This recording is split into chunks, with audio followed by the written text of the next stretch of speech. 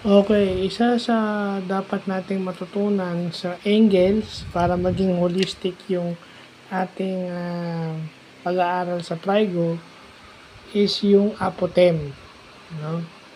Yung apotem daw is a distance from the center to any side of any polygon.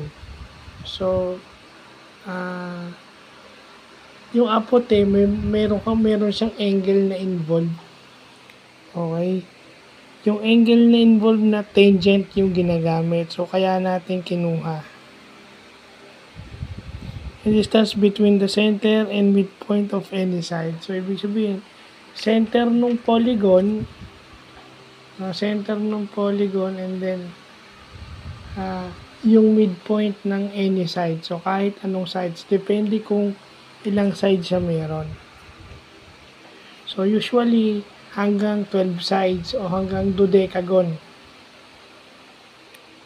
Okay, so yun.